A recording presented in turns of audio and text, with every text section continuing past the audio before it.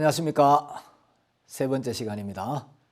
오늘은 창세기 1장 1절 우리가 말씀을 한 구절 읽고 여러분들과 이야기를 좀 나누겠습니다. 창세기 1장 1절입니다. 태초에 하나님이 천지를 창조하시니라. 한 절만 이렇게 했습니다. 이 성경은 전체가 66권으로 되어 있습니다. 약 1600년에 걸쳐서 40여 명이 좀 넘는 다양한 기자들에 의해 기록이 됐는데, 구약 성경은 예수님이 오시기 한 1500년 전부터 약 400여 년 전까지, 그리고 신약 성경은 예수님이 십자가에 못 박혀 돌아가시고 이제 서기 한 100년이 좀 지나기 전까지 여러 사람들에 의해서 기록이 됐는데, 하나님이 우리 인생들에게 제일 먼저 해주고 싶었던 이야기, 하나님이 우리 인간들에게 처음으로 하고 싶은 말씀이 뭐였냐? 태초에 하나님이 천지를 창조하셨다, 이 말씀이었습니다. 그래서 이제 성경 제일 처음에 나오는 말씀, 이 말씀인데, 여러분, 이 말씀이 믿어지면 정말 복된 사람입니다. 여러분, 여기에 이런 생각을 한번 해보십시오. 태초에 공자님이 천지를 창조하시니라. 어울립니까? 안 어울리죠. 태초에 소크라테스가 천지를 창조하시니라. 그거 별로 격이 안 맞죠. 태초에 알렉산더가 천지를 창조하시니라. 이게 어울리지 않죠. 여러분, 이 자리에는 피조물이 절대 들어가서는 안 된다는 거죠. 여기는 하나님 한 분만 넣을 때 어울리게 된다는 거죠. 자, 이제 우리가 두 번째 시간에는 하나님 자체는 눈으로 볼 수 없지만 하나님이 살아계신다는 걸 믿을 만한 분명한 증거들이 있다, 확실하고 많은 증거들이 있다. 사도행전 1장 3절에는 확실한 많은 증거로 예수님을 믿을 수 있도록 하셨다.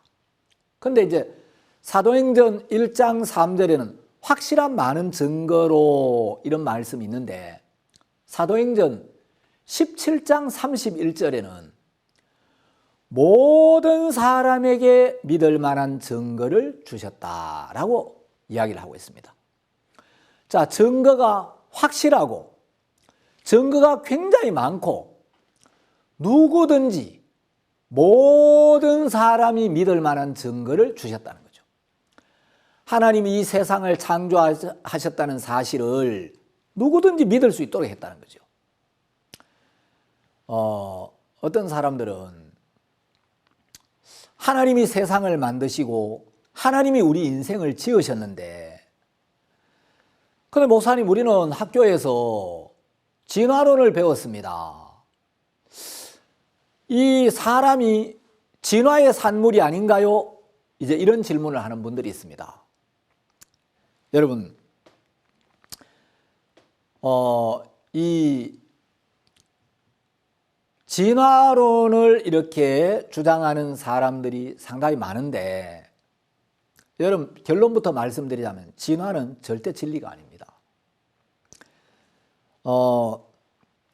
여러분, 진화론을 조금 이제 살펴보면, 자, 우리가 이제 하나님의 말씀이 진리라는 사실을 받아들이려면 현재 이제 이 세상이 어떻게 생겨났는가, 그리고 사람은 어떻게 생겨났는가.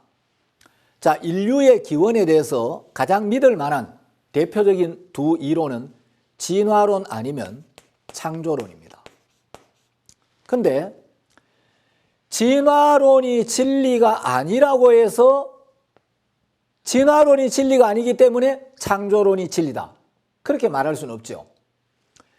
자, 우리가 하나님이 천지를 창조하셨다는 이 사실이 진리가 되려면 진화론은 명백히 진리가 아니고, 진화론은 문제가 많은 이론이라는 걸 우리가 입증해야 되고, 진화로 설명할 수 없는 걸 창조에서는 성경에서 명백하게 증거할 수 있어야 된다는 거죠.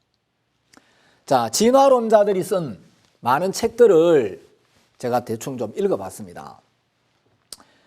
이제 1859년에 다윈이 종의 기원이라는 책을 냈습니다. 그런데 다윈이 쓴 그 책을 읽어보면 어떤 표현이 굉장히 두드러지냐. 무엇일 것이다. 또는 무엇이라고 생각된다. 뭐라고 여겨진다. 이런 표현들이 굉장히 많이 나오고 있습니다. 자, 이제 진화론은 대체로 이런 논리를 이제 내세우고 있습니다. 지금부터 약 100억 년쯤 전에 또 진화론자들에 따라서 이 연대도 굉장히 천차만별입니다만은 약 100억 년쯤 전에 이 우주는 먼지와 가스의 구름이었을 것이다. 이렇게 가정을 했습니다. 자, 100억 년쯤 전에 이 우주가 먼지와 가스의 구름이었다는 건 아무도 이걸 입증할 만한 증거는 없습니다. 다만 이렇게 추정을 한 겁니다. 그런데 이게 어느 날 어떤 이유에서 어떤 원인에 의해서인지는 모르지만 이게 어느 날 큰 폭발을 일으켰다는 거죠. 그래서 이게 이제 소위 대폭발, 빅뱅 이론입니다. 그래서 이제 이 우주의 먼지와 가스가 폭발을 일으키고 대폭발에 의해서 이 우주가 팽창되고 생겨났다. 그리고 이제 약 지금부터 45억 년 전에 지구가 생겼고, 이 지구가 오랜 시간이 흐르면서 시간이 많이 흐르다 보니까 우연히 이 무기물들이 생명체를 만들 수 있는 유기물로 합성이 됐고, 이 유기물이 시간이 많이 흐르다 보니까 어떤 조건에 의해서 어떤 특별한 환경 요인에 의해서 이제 최초의 단세포 생물인 아메바가 되었다. 그리고 이제 이 아메바가 시간이 많이 흐르면서 어느 날 좀 더 발전된 생명체로 진화가 됐는데, 이제 이 하등동물은 다 설명할 수 없지만 무척추 동물을 통틀어서 하등동물이라고 이야기합니다. 그리고 이제 이 하등동물이 점점 이제 진화되어서 척추동물, 고등동물이 되었고, 이 고등동물이 진화가 되어서 이제 원숭이가 되고, 이제 포유류, 원숭이로 진화가 되고, 이 원숭이가 점점 더 발전해서 오늘날 인간이 되었다. 그런데 이제 원숭이가 인간으로 진화하는 과정의 중간 단계에 유인원이라는 존재가 있었다는 거죠. 유는 유사하다. 이는 사람이죠. 원은 원숭이. 사람하고도 유사하고 원숭이하고도 유사한 이런 중간 존재의 생명체가 있었다. 이게 이제 대체로 진화론의 일반적인 논리입니다. 자, 근데 이제 진화론은 어떤 문제가 있냐? 최초의 원인에 대한 설명이 없다는 거죠. 여러분, 과학은 증명을 하든지 아니면 증거가 있어야 됩니다. 그래서 증명을 하든지 아니면 어떤 증거를 제시해야 되는데, 진화론은 지금부터 약 100억 년쯤 전에 우주는 먼지와 가스의 구름이었을 것이다 라는 이런 가정을 한 거지. 여러분, 100억 년 전쯤에 이건 관찰한 사람도 없고 입증할 방법이 없는 겁니다. 그리고 이 먼지와 가스는 어디로부터 왔는가? 이 먼지와 가스는 언제부터 어떻게 존재하게 됐는가? 최초의 원인에 대한 설명이 없는 거예요. 자, 그리고 이제 먼지와 가스가 어떤 원인에 의해서 어느 날 대폭발을 일으켰다. 그래서 이제 폭발에 의해서 이 놀라운 질서를 가지고 있는 우주가 생겨났다는 거죠. 여러분, 우리가 살고 있는 이 태양계 하나만 봐도 아주 완벽하고 정교한 시계와 같습니다.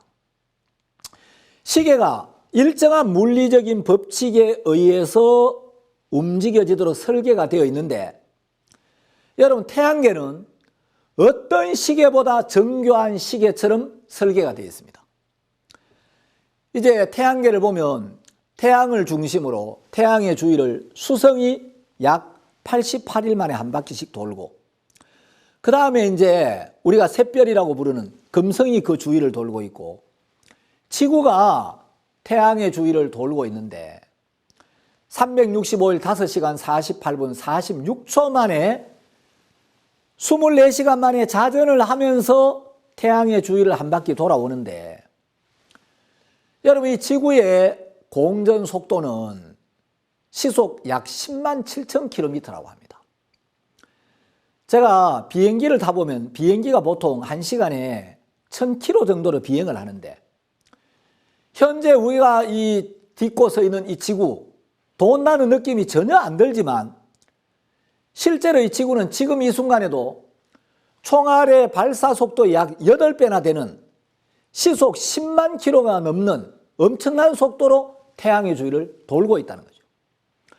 그런데 이제 태양을 중심으로 태양계 안에 여러 개의 행성들이 돌고 있는데, 이것들이 1초의 오차도 없이 일정한 속도로, 일정한 주기로, 일정한 궤도로 태양의 주위를 항해하고 있습니다. 그런데 한 번도 지금까지 궤도를 이탈하거나 부딪히는 일이 없고, 놀라운 질서 안에서 이것들이 움직여지고 있다는 거죠. 여러분, 만일에 지구 밖에서 지구를 본다면 지구는 약 70억의 승객을 태우고 엄청난 속도로 완벽한 안정감 속에서 태양의 주위를 항해하는 놀라운 우주선과 같습니다.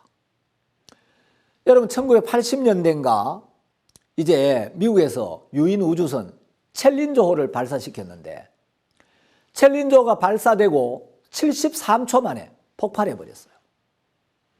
그 폭발의 원인이 뭔가 보니까 오링이라는 연료 밸브의 그 이음새가 불량품이었는데, 0.28mm 밖에 안 되는 그 작은 연료 밸브의 이음새 하나가 불량품이 되면서 이 우주선 전체가 폭발해 버렸습니다.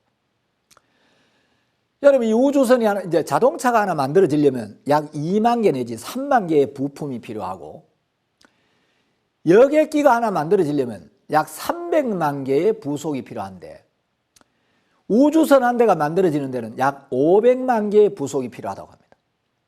그 500만 개의 부속들이 각자 자기 위치에서 제 기능을 완벽하게 해줄 때 이 우주선이 발사될 수 있는데, 그 500만 개의 부품 중에 오링이라는 0.28mm 밖에 안 되는 작은 부품 하나가 불량품이 되니까 우주선 전체가 폭발해 버렸어요. 여러분, 그 챌린저하고 지구하고 비교해 보면, 여러분, 챌린저 하나가 만들어지는 게 쉬운 일이 아니라는 거죠. 다양한 방면에 뛰어난 과학자들이 그 뛰어난 두뇌를 가지고 우주선을 만들었는데도 이 우주선에 문제가 생기더라는 겁니다. 그 500만 개의 부품 중에 부품 하나만 문제가 생겨도 우주선 전체가 폭발해버리고 그 안에 타고 있는 승객이 다 죽어버렸습니다. 그런데 지금 현재 우리가 살고 있는 이 지구는 약 70억 명의 승객을 태우고 태양의 주위를 항해하고 있는데, 완벽한 안정감과 놀라운 속도로 태양의 주위를 항해하고 있다는 거죠. 여러분, 우주선 하나가 어떻게 우연히 저절로 그냥 생겨나겠냐는 거죠. 그런데 이 지구는 굉장한 속도로 태양의 주위를 항해하고 있는데, 지금까지 한 번도 우리가 우주 밖으로 날려가거나 다른 우주와 충돌하거나 다른 천체와 충돌하거나 문제를 일으킨 적이 없다는 거죠. 어쨌든 여러분, 이 우주는 굉장히 놀라운 질서 속에 존재하고 있는데, 여러분, 폭발에 의해서 질서가 생겨날 수 있나? 폭발이 일어나면 이미 있던 질서도 다 파괴돼 버립니다. 그런데 대폭발에 의해서 이렇게 놀랍고 정교하고 거대하고 복잡한 질서를 가진 우주가 생겨났다. 여러분, 이건 말이 안 되는 일입니다. 그리고 이제 우주로부터 지구가 이제 떨어져 나와서 약 45억 년 전에 지구가 생겼다는데, 처음에 지구과학자들은 지구의 나이가 45억 년이라고 하지 않았다는 거죠. 제가 과학자들의 쓴 이야기를 읽으면 처음에는 한 4억 5천만 년 정도로 추정을 했는데, 지구의 나이를 4억 5천만 년으로 잡으니까 그 짧은 기간 안에 현재 지구에 한 150만 종이 넘는 생명체가 있는데, 4억 5천 년밖에 안 되는 이 지구에서 생명체가 처음 출현해가지고 이렇게 많은 생명체가 진화할 수 있다. 이건 시간적으로 불가능한 거예요. 그래서 지구의 나이를 점점 늘려가지고 지금은 이제 10배나 늘려가지고 지구가 45억 년 전에 생겨났다고 이제 이렇게 주장을 한다는 거죠. 여러분, 이것도 추정일 뿐이지 사실은 전혀 확인할 수 있는 건 아닙니다. 그런데 이제 시간이 많이 흐르다 보니까 생명체를 만들 수 있는 뭐 아미노산이나 단백질이나 이런 유기물이 형성이 됐고, 이런 유기물들이 어느 날 이제 최초의 생명체 아메바로 이제 만들어졌다는 거죠. 그리고 이제 생명체가 오랜 시간이 흐르면서 우연히 이제 그 중에 하나가 좀 더 진화된 하등동물이 되었다는 겁니다. 그리고 이제 하등동물이 고등동물로, 고등동물은 원숭이로, 원숭이는 유인원으로, 유인은 인간으로 진화가 되었다고 하는데, 여러분, 이 진화론의 가장 큰 문제는 뭐냐 하면 생명체의 종과 종 사이에 진화를 입증할 만한 중간 단계의 화석이 한 점도 없다는 거예요. 여러분, 지금까지 이제 다윈이 1859년에 종의 기원이라는 책을 발표한 이후로 거기서 이제 진화론을 주장한 이후에 약 140년이 지나는 동안 이 지구 위에서 수많은 화석들이 출토가 됐습니다. 현재까지 한 1억 점 이상의 화석이 이제 나왔는데, 이제 그 1억 점 이상의 화석에서 나온 생명체 종류는 한 25만 종 정도가 된다고 합니다. 그러니까 1억 점이 넘는 25만 종의 화석을 조사해 봤는데, 이게 수많은 박물관에 보관이 돼 있는데, 1억 점이 넘는 화석들 중에서 종과 종 사이의 진화를 입증할 만한 생명체는 한 점도 없더라는 거죠. 그러니까 이제 진화론자들은 이 진화의 근거를 화석이 이제 진화의 증거라고, 화석의 진화의 증거를 찾으려고 애를 쓰고 있는데, 자, 이제 원숭이가 인간이 됐다면 원숭이와 인간 사이에 중간 존재가 있어서 요게 원숭이적인 요소도 있고 인간적인 요소도 있어서 요걸 보니까 아, 원숭이 같기도 하고 인간 같기도 하네. 그러니까 원숭이가 유인원이라는 진화 과정을 거쳐서 인간으로 이제 진화를 했구나. 이래야 진화가 인정이 되는데, 지금까지 출토된 화석들, 그 많은 화석들 가운데 종과 종 사이의 진화를 입증할 수 있는 중간 단계의 화석이 한 점도 없다는 거죠. 그럼 여러분, 생명체의 종과 종 사이의 진화를 입증할 만한 중간 단계의 화석이 한 점도 없다면, 여러분, 이 생명체는 진화한 것이 아니고 성경에 기록된 대로 처음부터 하나님이 창세기에 말씀하신 것처럼 하나님이 각 생물을, 하나님이 식물을 각기 종류대로 창조하시니라. 이 말씀이 더 과학적이라. 자, 이제 과학자들은 생명체의 종과 종 사이의 진화를 입증할 수 있는 중간 단계의 화석을 굉장히 오랫동안 찾기 시작했습니다.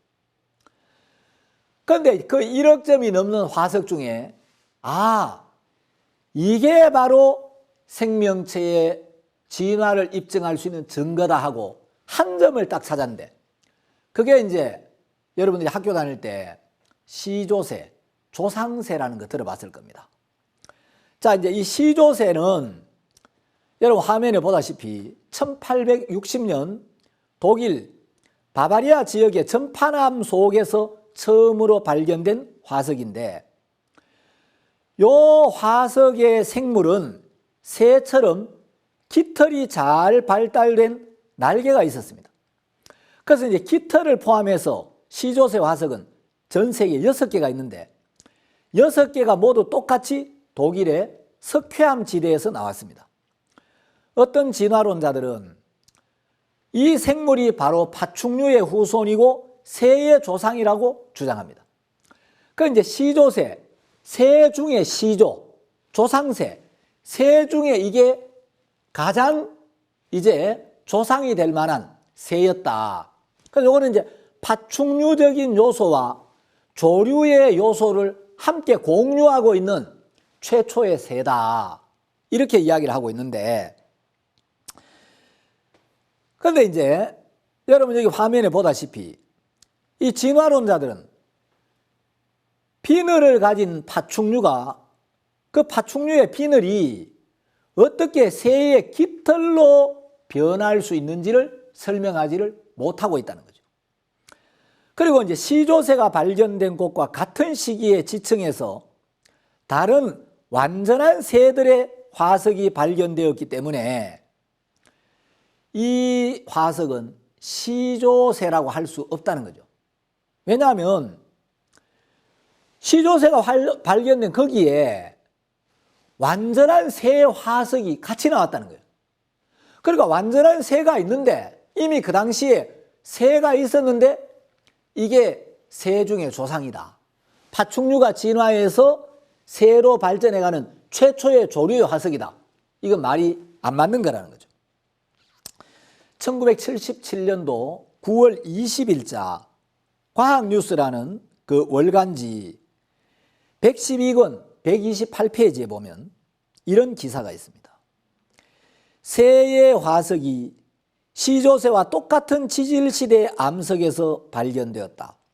최근 시조새는 완전한 새라는 것이 밝혀졌다. 이런 기사가 있습니다. 여러분, 이 시조새는 새의 시조가 아닙니다. 이게 최초의 새가 아니고 그 옆에 이미 완전한 새의 화석이 나왔다는 거죠. 근데 이제 학교에서 많은 사람들이 이 시조새를 이제 새 중에 조상격인 새의 화석이다. 이렇게 가르칩니다. 자, 여러분 이제 진화론자들은 화석의 증거를 가지고 진화를 입증하려고 애를 써왔는데, 진화론은 생명체의 종과 종 사이에 중간 단계의 화석이 하나도 없다는 겁니다. 이게 진화론의 가장 큰 맹점입니다. 중간 단계의 화석이 한 점도 없다는 것은 하나님의 말씀대로, 아까 말씀드린 것처럼 하나님이 각 생물을 처음부터 종류대로 창조하셨다. 이 말씀이 훨씬 과학적이라는 거죠. 자, 여러분, 화석이 형성되려면 몇 가지 조건이 형성돼야 됩니다. 화석은 그냥 만들어지는 게 아니고, 첫 번째, 어떤 천재지변에 의해서, 다시 말하면 쓰나미라든가 지진이라든가 산사태라든가 이런 천재지변이 일어나서 생명체가 그 천재지변을 피할 사이 없이 갑자기 매몰이 돼야 화석이 만들어질 수 있습니다. 여러분, 우리가 차를 타고 운전을 하다 보면 개나 고양이들이 길바닥에 많이 이제 차에 치여 죽어 있습니다. 자, 동물이 땅 위에서 그냥 죽어 있다고 화석이 되느냐? 안 됩니다. 동물이 그냥 죽으면 다 썩어버립니다. 땅에 묻어도 썩어버리고 화석이 안 됩니다. 그래서 이제 천재지변에 의해서 갑작스럽게 땅에 매몰이 되어야 되고, 땅에 매몰이 된다고 다 화석이 되는 게 아닙니다. 생물체에 단단한 부분이 있어야 화석이 될 수 있다는 거죠. 지렁이 같은 것은 땅에 묻혀도 화석이 될 수 없죠. 그 다음에 이제 생명체에 단단한 부분이 있다고 다 화석이 되는 게 아닙니다. 여러분, 사람의 시체를 땅에 묻어 넣고 몇백 년이 지난 뒤에 파보면 그 하나도 화석이 안 돼 있습니다. 한 줌의 흙으로 돌아가 있습니다. 자, 땅에 묻혀서 산소의 공급이 차단될 만큼 땅에 깊숙이 묻혀야 미생물에 의한 부패가 되지 않기 때문에 화석이 될 수 있다는 거예요. 자, 그러면 여러분 지구상 어디에든지 거의 구석구석에서 화석이 발견되고 있는데 여러분 지구 위에서 1억 점이 넘는 화석이 발견이 되었습니다. 이 수많은 화석들이 지구 위에서 나왔다는 것은 언젠지 모르지만 전 지구적인 천재지변이 한번 있었다는 걸 이야기해 주는 겁니다. 그래서 성경을 믿는 과학자들은 언젠가 이 노아의 홍수가 전 지구를 덮었는데 현재 지구 위에서 발견하는 대부분의 화석들은 노아의 홍수 때 형성된 걸 것이라고 보고 있습니다. 안 그러면 어떻게 이 수많은 화석들이 언제 만들어졌겠는가? 어마어마한 천재지변이 일어나고 지각의 격변을 겪으면서 생명체가 땅속에 매몰이 돼서 이 화석이 만들어졌는데 이렇게 많은 화석이 출토될 수 있을 만큼 전 지구적인 지각의 격변이 언제 있었겠는가?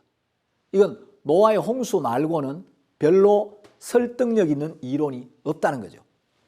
그래서 여러분 화석이야말로 진화를 입증하는 게 아니라 화석이야말로 노아의 홍수에 대한 강력한 증거가 될 수가 있다는 거죠. 자, 이제 이런 증거들도 이제 진화론을 부정할 뿐 아니라 이제 진화론자들이 주장해온 여러 가지 이론들은 진리가 아닌 것이 많이 입증이 됐습니다. 자, 여러분 이제 프랑스의 라마르크라는 학자가 동물철학이라는 책에서 용불용설이라는 이론을 내세웠었죠. 여러분 지금은 이거 이제 폐기된 이론입니다. 생명체의 어떤 기관이나 조직은 사용하면 할수록 발달하고 사용하지 않으면 도태된다. 그래서 뭘 예로 들었냐면 기린의 목을 예로 들었습니다. 옛날에 초원에 기근이 왔다. 그런데 기근이 왔을 때 이제 이 동물들이 먹을 것이 없었다. 그래서 이제 목이 짧은 놈들은 이제 땅에 초원에 풀이 없으니까 목이 짧은 동물들은 다 굶어 죽고 환경에 적응하는 놈들만 이제 살아남았다. 그걸 이제 적자 생존이라고 이야기하죠. 환경에 적응하는 자는 살아남고 환경에 적응하지 못하는 놈들은 전부 도태되고 사라져 버렸다. 그런데 이제 기린의 목이 왜 길어졌느냐? 기린이 원래는 목이 짧았는데 기근이 왔을 때 이제 땅바닥에는 초목이 다 말라 죽었고 높은 곳에 있는 나뭇잎을 따먹기 위해서 점점 목을 길게 빼다 보니까 목이 자꾸 늘어나고 그럼 목이 짧은 놈들은 굶어 죽고 목이 긴 놈들끼리 이제 서로 결혼을 해서 번식하고 목이 긴 놈들끼리 결혼해가지고 자손들이 번성해서 현재 이래 목이 긴 기린들만 남아있게 되었다. 이런 주장을 했습니다. 우리는 학교에서 이제 그런 이론을 배웠기 때문에 그런 이야기를 들으면 그런가 보다 이렇게 생각이 쉬운데 여러분 사실은 이제 이 진화론이 진리가 아니다. 하나님이 창조하셨다는 말씀이 진리다. 이런 과학자들은 그 말이 안 되는 주장이다. 자, 만일에 초원에 기근이 와가지고 목이 짧은 놈 다 굶어 죽었다면 목 짧은 놈들 토끼나 들쥐나 이런 놈 어떻게 살아남았나? 그리고 기린이 높은 곳에 있는 나뭇잎을 따먹으려고 하다 보니까 목이 길어졌고 그러다 보니까 이제 목이 점점 지금처럼 늘어났다. 그런데 목이 길어지면 설령 그게 사실이라 하더라도 높은 곳에 있는 나뭇잎을 따먹을 수 있는 한 가지 면에서는 유리하지만 맹수의 눈에 발견되어 잡아먹힐 가능성은 훨씬 커진다는 거죠. 그런데 진화론자들은 어떤 한쪽 논리만을 내세워가지고 그걸 진리인 것처럼 계속 설득해 왔다는 거죠. 그런데 여러분, 만일 그렇다면 맹수들의 눈에 발견되기는 훨씬 좋고, 그러면 이 짐승들은 다 잡아먹혀 굶어 죽었어야 되지, 잡아먹혀서 멸종될 가능성이 커진다는 거죠. 그리고 이제 멘델에 의해서 유전법칙이 발견되었습니다. 멘델이 발견한 유전법칙에 의하면 후천적인 형질은 유전되지 않는다는 거죠. 여러분, 아버지가 이제 막 육체미를 해가지고 보디빌더가 됐어요. 그래서 아버지가 막 팔과 가슴에 근육이 빵빵해졌는데, 그런 아버지가 결혼해서 자식을 낳으면 아이가 태어날 때부터 근육이 막 빵빵하고 팔이 막 울퉁불퉁한 그런 아들이 태어나냐? 그렇지 않다는 거죠. 그래서 과연 이게 사실인가? 이제 여기에 의문을 품는 과학자가 실험을 해봤습니다. 자, 화면에 보다시피 19세기 말 독일의 바이스만이라는 이 과학자가 생쥐 꼬리 실험을 했어요. 그는 이제 종의 기원에서 굉장히 깊은 감명을 받고, 이 용불용설 이게 진짜인가? 여기에 의문을 품고 한번 실험을 봤어요. 그런데 이 사람은 다윈과는 다르게 획득형질의 유전을 부인했습니다. 후천적인 형질은 유전되지 않는다는 거죠. 그래서 이제 이 이론을 반박하기 위해서 쥐의 꼬리를 자르는 실험을 해봤습니다. 901마리의 쥐를 이제 꼬리를 잘라봤습니다. 그 이제 쥐와 쥐를 잡아가지고 교배를 시켰습니다. 그 이제 쥐 새끼가 태어나면 꼬리를 자르고, 또 꼬리 자른 놈들끼리 또 결혼을 시켜가지고 새끼가 태어나면 그놈 또 꼬리를 자르고, 또 꼬리 자른 놈들끼리 결혼을 시켜 새끼가 태어나면 또 꼬리를 자르고, 이래서 5대에 걸쳐서 901마리의 꼬리를 계속 잘라봤는데 쥐의 꼬리를 잘라버리니까 쥐 꼬리가 점점 짧아졌느냐? 그렇지 않더라는 거죠. 그래서 실험을 통하여 획득형질은 유전되지 않는다. 그래서 이 라마르크의 용불용설은 바이스만의 실험을 통해서도 명백하게 부정된 이론입니다. 그러니까 이제 사람들이 또 어떤 이론을 만들었냐면, 네덜란드에 이제 드 브리스라는 이 사람이 돌연변이라는 이론을 만들어냈습니다.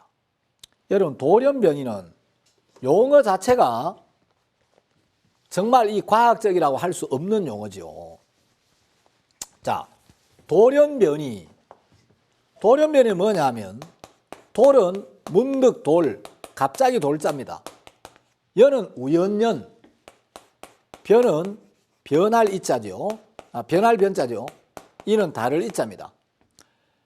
문득, 갑자기, 우연히 다른 종류의 생명체로 변화되었다. 우연히, 돌발적으로, 갑자기, 우연히 갑자기 변했다는 거예요. 돌연 변했다는 거죠. 이게 무슨 과학입니까? 그래서 이제 진화론자들은 하등동물이 고등동물로 진화가 됐다. 어떻게? 잘 모르지만 시간이 많이 흐르다 보니까 우연히 돌연변이에 의해서 이렇게 변했다. 우연히 시간만 많이 흐르면 우연히 이렇게 변합니까? 그렇지 않다는 거죠. 여러분, 과학자들이 조사한 바에 의하면 대부분의 돌연변이는 생존에 불리하고 기형적인 형태로 나타난다고 이야기를 합니다. 그래서 진화론을 하나하나 검토해 보면 이거는 받아들일 만한 진리가 아니라는 거죠. 자, 이제 원숭이가 인간으로 진화를 했다고 이야기합니다. 그래서 이제 원숭이가 인간으로 진화해 가는 그 과정에서 나타난 생명체들의 화석 중에 이제 네안데르탈인, 크로마뇽인 이런 걸 가지고 이게 현생 인류의 조상이다 이렇게 이야기를 하고 있는데, 여러분 네안데르탈인을 보면 이 네안데르탈인이나 또 크로마뇽인을 보면은 현생 인류보다 두개골 용적이 훨씬 크다는 거죠.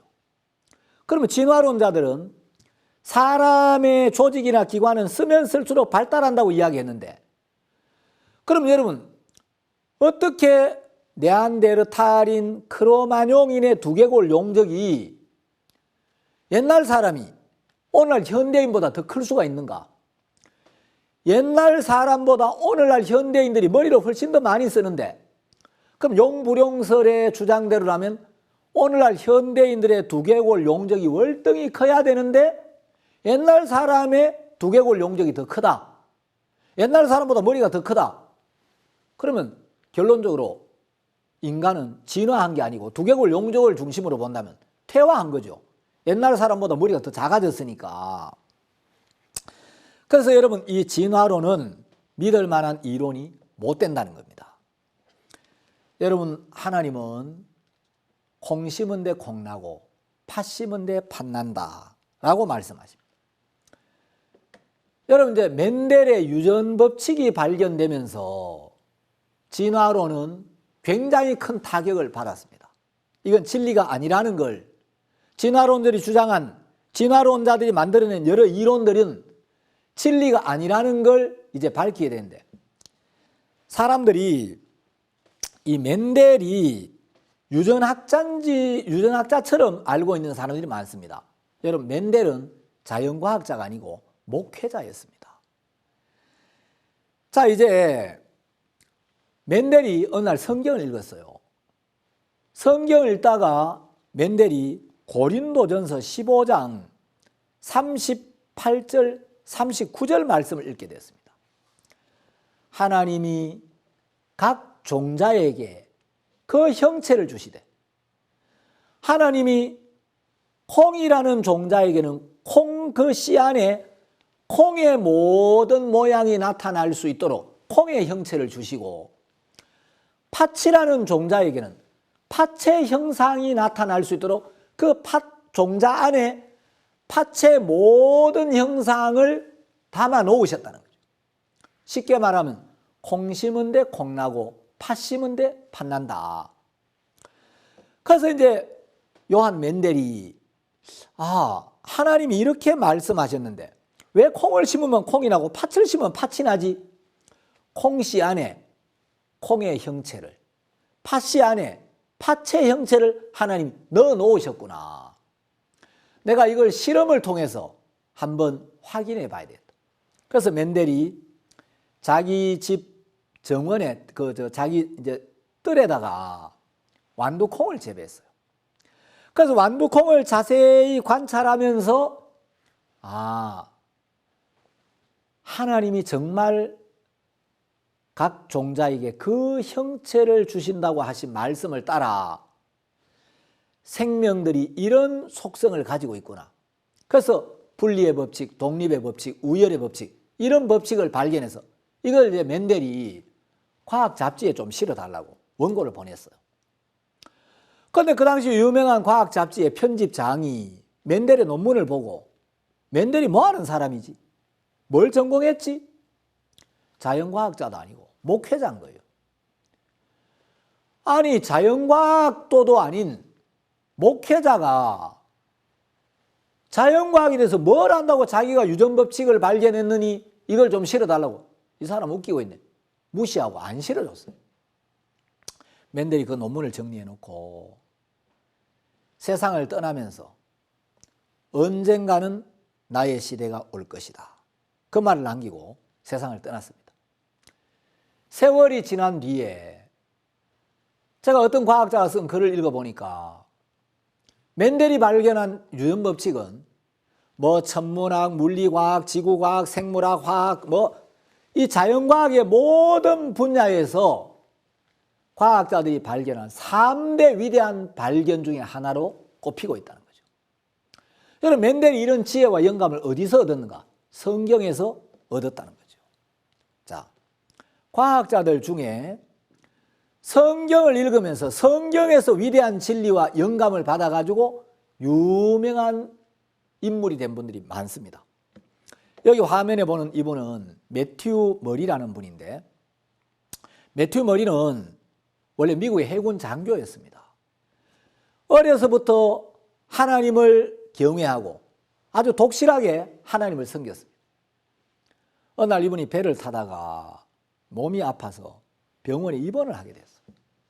어린 아들이 있었는데 아들이 아빠 곁에서 어떻게 하면 우리 아빠를 기쁘게 해드릴까? 우리 아빠는 늘 성경을 읽는 걸 기뻐하시고 성경을 읽으면서 그렇게 행복해 하셨는데 내가 아빠 머리 곁에서 아빠를 위해 성경을 읽어드려야 되겠다. 어느 날 시편 8편 8절을 읽어주게 됐습니다. 그런데 아들이 읽어주는 성경을 듣는데 공중의 새와 바다의 어족과 해로에 다니는 것이니다. 해로. 바다에 길이 있다고? 이건 내가 이해가 안 가지만 하나님께서 바다에 길이 있다고 하셨으면 바다에 길이 있겠다. 이 말씀을 믿고 건강을 회복한 뒤에 대서양을 자세히 조사를 해봤습니다. 그래서 바람과 해류 사이, 그 해류의 순환 사이에 상호 관련이 있다는 것을 처음으로 발견해서 세계 최초로 바닷길을 발견했습니다. 화면에 그 밑에 보는 동상은 지금 미국 버지니아 주에 있는 매튜 머리의 기념 동상인데 거기 어떤 문구가 적혀 있느냐면 바다의 길을 찾은 사람, 바다와 대기에 숨겨진 비밀 법칙을 처음으로 찾아낸 천재. 그는 성경의 시편 8편 8절, 107편 23절, 24절, 전도서 1장 6절에서 영감을 받았다. 이런 내용이 기록되어 있습니다. 여러분, 얼마 전에도 우리나라의 세월호 사건으로 작년 내내 온 나라가 정말 안타까워하는 일이 있었습니다. 지금부터 약 100여 년 전에 세계 최초의 호화유람선이었던 타이타닉호가 침몰하는 일이 있었죠. 왜? 그때만 해도 바다에 길이 있다는 사실을 사람들이 잘 몰랐다는 거죠. 지금은 해로가 있다는 걸 이제 사람들이 다 알게 되었습니다. 바다에도 길이 있구나. 여러분, 매튜 머리는 하나님의 말씀을 믿고 말씀을 따라 바다를 조사하면서 그 해로를 처음으로 찾아냈고, 그래서 그 매튜 머리가 찾아낸 해로에 이제 힘입어 지금은 배들이 안전하게 다니고 있다는 거죠. 자, 여러분, 이제 프랑스의 미생물학자인 루이 파스테르 여러분 잘 아시죠? 얼마나 유명하면 우리나라의 우유 이름에까지 파스테르 우유라고 이름을 붙였겠습니다. 파스테르 이전에는 사람들이 생명의 자연 발생설을 믿었습니다. 그런데 파스테르가 백조목 플라스크 실험을 통해서 생명은 절대로 우연히 발생되지 않는다. 파스테르는 하나님의 말씀을 믿는 사람이었습니다. 그래서 파스테르가 성경을 연구해보고, 아니, 하나님의 말씀에는 하나님이 각 생명을 종류대로 창조하셨다고 말씀하셨고, 생명은 생명체로부터 나오지 우연히 저절로 생겨난다. 이건 하나님의 말씀에 위배가 된다. 그래서 이 생명의 자연 발생설이 진리가 아니라는 걸 내가 입증을 해야 되겠다. 그래서 파스테르가 그 유명한 백조목 플라스크 실험을 통해서 생명체는 우연히 저절로 생겨나는 게 아니라 이제 하나님이 생명을 창조하셨고 생명은 생명으로부터 나온다. 소위 이제 생명 속생설을 입증했습니다. 그래서 파스테르가 유명한 인물이 됐죠. 자, 이제 그 밑에 있는 인물은 제임스 심슨이라는 아주 유명한 학자입니다. 여러분, 제임스 심슨은 이제 산부인과 의대 교수였습니다. 세계 최초로 마취제를 발견했는데, 여러분, 만일에 제임스 심슨이 마취제를 발견하지 않았다면 지금도 병원에서 얼마나 많은 환자들이 고통을 겪곤 하겠습니까? 심슨 어느 날 성경을 읽었습니다. 하나님이 하와를 만드실 때 아담을 깊이 잠들게 하시고 그 옆구리를 찢어서 아담의 허리에서 갈비뼈 하나를 빼내가지고 그걸로 여자를 만드는데 아담이 너무 고통스러워서 비명을 질렀더라. 이런 이야기 없는 거예요. 고통 없이도 수술을 할 수가 있겠구나. 아담이 전혀 고통을 느끼지 않고도 하나님이 그 갈비뼈를 빼내서 하와를 만드는 걸 보면 하나님이 고통 없이도 수술할 수 있는 어떤 물질을 준비해 놓으셨겠다. 이 생각을 하면서 이 심슨이 이제 마취 효과가 있는 물질을 발견하기 위해서 여러 가지 기체의 냄새를 맡아보고 물질들을 실험하다가 어느 날 클로로포름이라는 굉장히 무거운 물질이 마취 효과가 있다는 사실을 알게 됐습니다. 그때부터 이제 마취제가 개발되고 발전해서 오늘날 이제 많은 마취약들이 나오게 되었죠.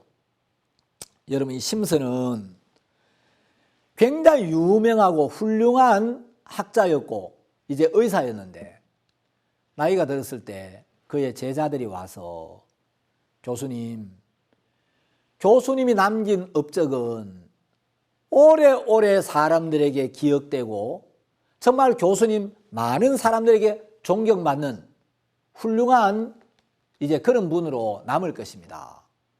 그런데 심슨이 뭐라고 이야기했냐면 내가 일평생 살면서 내가 발견한 그 이제 사실 중에 가장 놀랍고 위대한 게 있는데 그건 내가 멸망을 당할 수밖에 없는 불쌍한 죄인이었다는 사실과 예수님이 그런 나를 사랑하셔서 그런 나를 위하여 이 땅에 오시고 내 죄를 씻기 위하여 십자가에 못 박혀 주시고 내가 받아야 될 심판을 대신 받고 내가 받아야 될 형벌을 대신 받아 주셔서 내 모든 죄를 사해 주시고 그 모든 죄에서 나를 온전히 구원해 주셨다는 이 사실이네. 그 심슨이 일평생 발견한 놀라운 사실들이 많지만 심슨은 자기가 멸망을 받을 수밖에 없는 죄인이었다는 사실과 그런 죄 가운데서 자기를 온전히 건져내셔서 자기를 의롭게 하신 예수님의 그 은혜와 사랑, 이것만큼 놀라운 발견은 없었다고 고백하고 있습니다. 여러분, 그 다음에 이제 최초로 소독약을 발견한 외과 의사 조셉 리스터, 시간 관계상 다 설명할 수 없습니다만은 여러분 익숙한 그 무선 통신을 이제 발견한 모르스 부호, 이제 이걸 만든 모르스라는 사람, 또 화학의 아버지라고 불리워지는 보일. 여러분 또 곤충하면 파브르보다 유명한 인물이 없죠. 곤충의 아버지라고 불리우는 이 앙리 파브르도 벌레들의 신기한 습성을 통해서 하나님의 놀라운 창조의 신비를 사람들에게 전파했습니다. 처음으로 비행기를 만들었던 라이트 형제, 기적의 약으로 알려진 최초의 항생제 페니실린을 발명한, 그래서 노벨상을 받은 플레밍, 또 지난번에 봤던 케플러, 뉴턴의 법칙을 만든 그 뉴턴, 파스칼의 법칙을 만든 파스칼. 여러분 이런 유명한 과학자들, 우리 중고등학교 갔을 때 다 익히 접촉한 사람들인데 이런 많은 과학자들이 성경을 읽으면서 성경에서 지혜와 영감을 얻어서 이런 위대한 과학적인 법칙을 발견했다는 거죠. 여러분, 참된 과학은 성경이 진리라는 사실을 증거합니다. 우리는 하나님의 말씀이 사실이기 때문에, 참되기 때문에 이걸 믿는 것입니다. 그래서 여러분, 최고의 과학은 하나님의 말씀입니다. 왜냐하면 하나님은 세상을 만드신 분이고 세상을 만드신 분의 입에서 나온 이 말씀이 가장 놀라운 진리고 과학이라는 것이죠. 오늘 이 시간은 또 여기까지 말씀드리고 이어서 다음 시간에 또 여러분 성경에 대해서 제가 좀 이야기를 드리도록 하겠습니다. 감사합니다.